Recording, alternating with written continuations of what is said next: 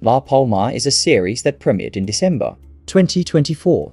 It consists of only 4 episodes, with a total runtime of approximately 3.5 hours. The story follows various groups of people struggling to survive a massive natural disaster. The setting is a beautiful island called La Palma, known for its breathtaking landscapes. A small boat is seen sailing through the waters surrounding the island, carrying several tourists enjoying their vacation. Not wanting to miss a special moment, one of the female tourists decides to dive into the water. However, unbeknownst to them, the stunning scenery hides a great danger. A week passes. The story now shifts to a family also vacationing on La Palma. Let's get to know them. This family consists of a father named Frederick, a mother named Jennifer, and their 2 children, Sarah and Tobias. On the first day of their vacation, they meet their relatives at the hotel where they are staying. Perhaps they had planned to reunite there. Afterward, they head to their hotel room to rest before continuing their trip. Meanwhile, the story moves to a meteorological office near La Palma. A man named Alfaro is seen reading a newspaper. It reports a boat accident involving several tourists near the island. 2 bodies have been found, but the cause of death remains unknown. The bodies are currently at a hospital for autopsy. At the meteorological office, a woman named Mary notices something unusual. One of the measuring instruments placed inside a cave beneath the mountain has stopped working. Along with her colleague, Mary heads to the location to inspect a device. As they enter the cave, they notice strange occurrences, water dripping heavily from the ceiling, and bats that appear to have recently died. Upon inspection, they discover that the instrument was damaged by falling debris. When her colleague looks up, he notices something even more alarming: a massive crack in the cave's ceiling. Back at the office, a large-built man reads a research paper conducted 20 years ago by a British scientist. The scientists theorize that if the mountain on La Palma were to erupt, a 500 square kilometers section of its slope could collapse into the ocean, potentially triggering a massive tsunami. Meanwhile, Alfaro, the head of the meteorological office, is still curious about the tourists' deaths. He rushes to the hospital to review their autopsy results. There, he uncovers a shocking truth. The cause of death was an extremely high concentration of carbon dioxide in their lungs. Additionally, the injuries on their bodies resemble burn marks, indicating that the water around them was intensely hot at the time of the incident. On the other hand, the story shifts back to Frederick's family. Sarah, their daughter, is seen walking alone, leaving her younger brother, Tobias, who is still at the pool. Not long after, Frederick panics. Tobias has suddenly disappeared from the pool.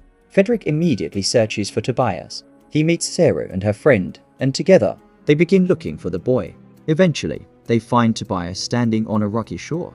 As they approach him, Tobias appears frozen, staring at something shocking in the distance. Meanwhile, at the meteorological office, Mary is still trying to understand the strange phenomena occurring on the island. She concludes that the crack inside the cave likely originates from the upper part of the mountain.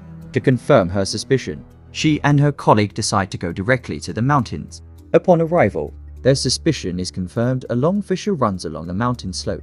They quickly set up a sensor-based measuring device to assess the severity of the crack. Once the device is installed, they realize something alarming.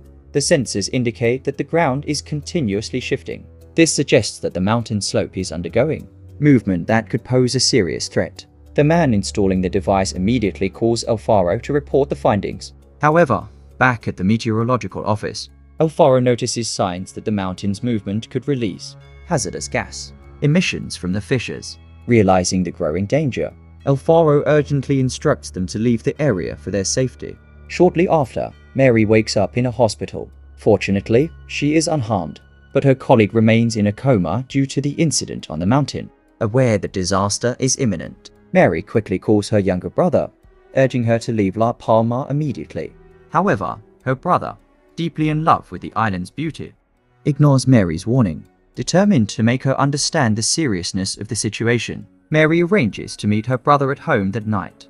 Not long after, Alfaro visits Mary, bringing crucial data from the crack monitoring device. The fissure on the mountain is still shifting, albeit slowly and imperceptibly to the naked eye. Nonetheless, it remains extremely dangerous.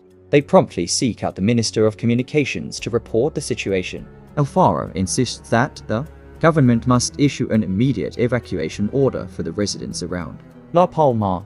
However, the minister refuses and instead becomes angry, fearing that an evacuation would trigger mass panic, leading to looting, rising crime rates, and widespread chaos. The minister is only willing to declare a state of emergency if the data provided is fully verified. Even though Alfaro assures him that the data is accurate, the minister remains reluctant to act quickly.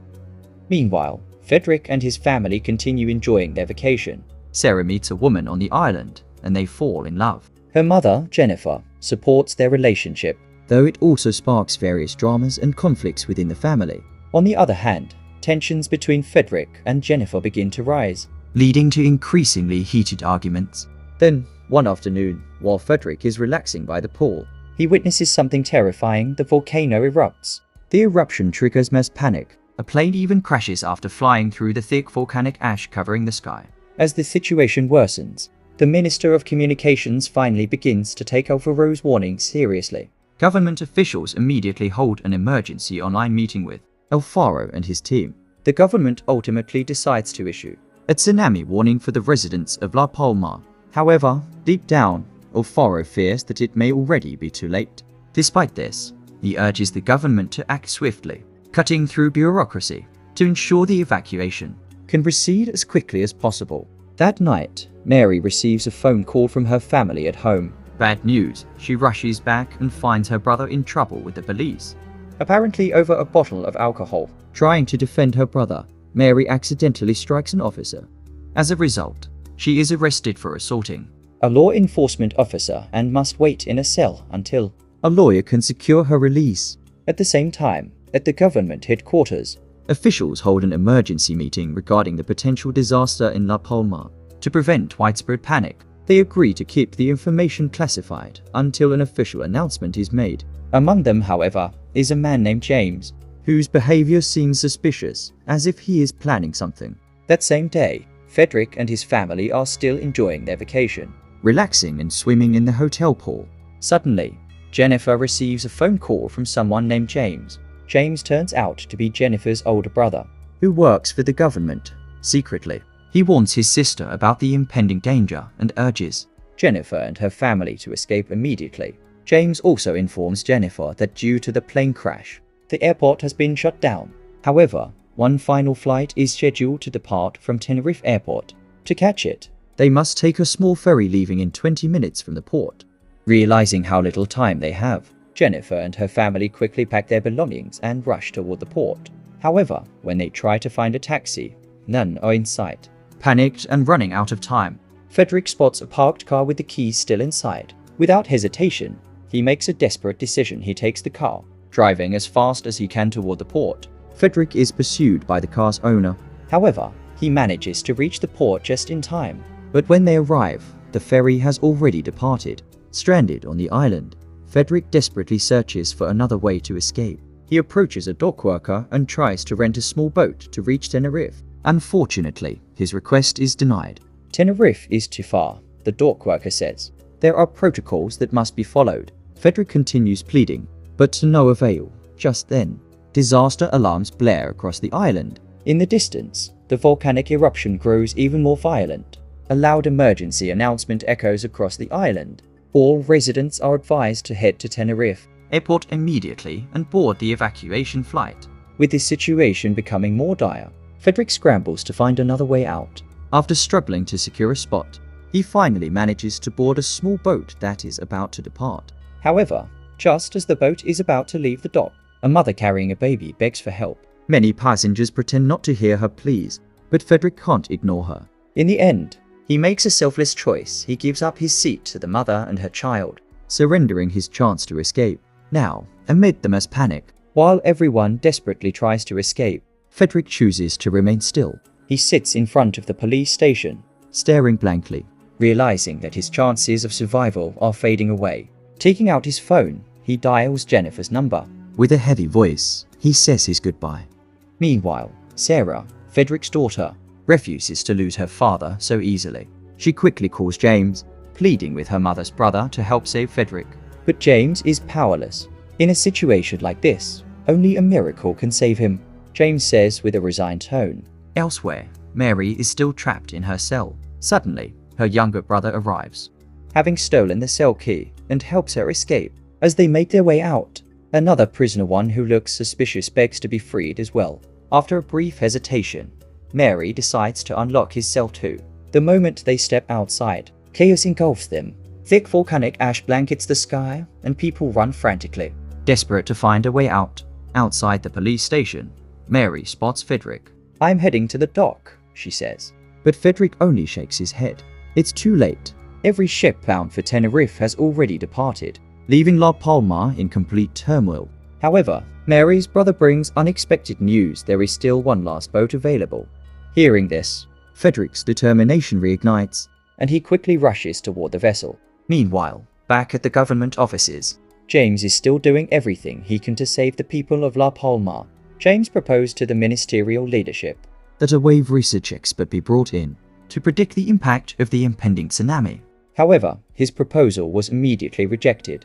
If that expert miscalculates and people die because they followed the government's advice, we will be held responsible. It's better to stay silent and let the disaster remain in La Palma, rather than create additional problems for the administration, the leader said. James couldn't accept such a passive approach. He believed there had to be an effort to save as many people as possible. Determined to take action, James went ahead and brought in a wave expert to conduct a rapid analysis of the tsunami's potential effects. After studying maps and the location of the volcano, the expert created a geographical simulation. If the volcano collapsed into the sea, a tsunami would form. The waves would not travel in a single direction, but rather in two, potentially colliding with each other. If they did, there was a chance the impact could weaken, creating safe zones in certain areas. Toxic gases from the volcanic eruption could be carried by winds driven by the tsunami. Hills that appeared safe might still be at risk of exposure to these hazardous gases. Despite the dangers, the expert found that there was a 50% chance of survival. If people can reach Canaria Hill, which is close to La Palma, they have a chance to survive, the expert concluded. The hill wasn't too high and could still be reached in a short amount of time. James immediately took this data to the government leadership, urging them to release the information. At the very least, the people who can't get on evacuation flights should head to Canaria Hill, he pleaded. Once again, the leadership refused. They didn't want to take any risks and prioritized the government's reputation over public safety. James clenched his fists in frustration, unable to believe their indifference. Meanwhile, Frederick rushed toward the boat, desperately trying to escape. At the airport, Jennifer and Tobias had already reached the boarding gate. However, Sarah made a shocking and frustrating decision. She refused to leave without Charlie, her partner. Jennifer warned her that even if she found Charlie, she wouldn't be allowed on the plane without an evacuation wristband. But Sarah was determined. She decided to give Charlie the wristband that belonged to her father. Jennifer initially refused, but eventually, she gave in. Perhaps deep down, she believed that Frederick wouldn't make it to the airport in time. Sarah then ran off to find Charlie. The plane prepared for departure, but Sarah still hadn't returned. Jennifer grew anxious. She stood at the aircraft's door, waiting for her daughter. As time ran out and the plane couldn't delay takeoff any longer, Jennifer made a bold decision. She stepped off the aircraft to search for Sarah. At the government office, the press had gathered to cover how the country would respond to the disaster. As the officials prepared to deliver a statement, James suddenly stepped forward to the podium. Ignoring his superiors, he made an urgent announcement to the press, revealing that there was a safe place near La Palma and urging them to spread the news immediately. On the other hand, Frederick, who had just reached the mainland, was shocked by a massive earthquake and a volcanic eruption. With this, he realized that reaching the airport and boarding a plane was no longer an option. However, a message from James popped up on his phone, informing him of a safe location. Checking the location, Frederick saw that it wasn't too far, but to get there, he had to board a boat again and face the possibility of being hit by the approaching tsunami. With no other choice, he decided to take the risk and make his final journey to safety. Meanwhile, at the airport, Sarah was already inside the plane with her girlfriend. However, Jennifer was still outside, desperately searching for her missing child. Sarah finally called her mother, informing her that she was on board, but the situation was getting worse. The mountain had collapsed, the tsunami was happening, and it was only a matter of time before the massive waves reached the shore. The plane had to take off immediately. Elsewhere, Jennifer received a message from James about the safe location. Without hesitation, She decided to head there with Tobias and an airport staff member. At the same time, Frederick was racing against the terrifying Tsunami behind him, struggling to reach the safe zone. Jennifer and Tobias ran toward the shelter while the plane prepared for takeoff. But just as the plane began moving down the runway, a massive crack suddenly appeared in the asphalt. The ground collapsed, and the plane was dragged away by the tsunami that engulfed the airport.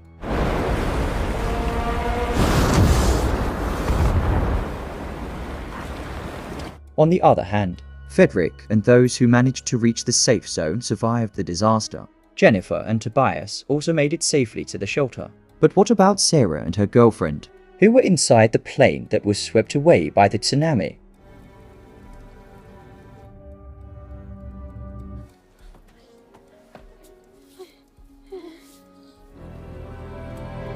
Surprisingly, they miraculously survived the seemingly impossible ordeal. Perhaps this was their chance to make things right. Or maybe it was a sign that God was giving them time to repent. Afterward, Sarah made her way to the safe location to reunite with her family. With an unexpected ending, this story comes to a close. Don't forget to follow this channel by clicking the like and subscribe buttons. See you in the next video.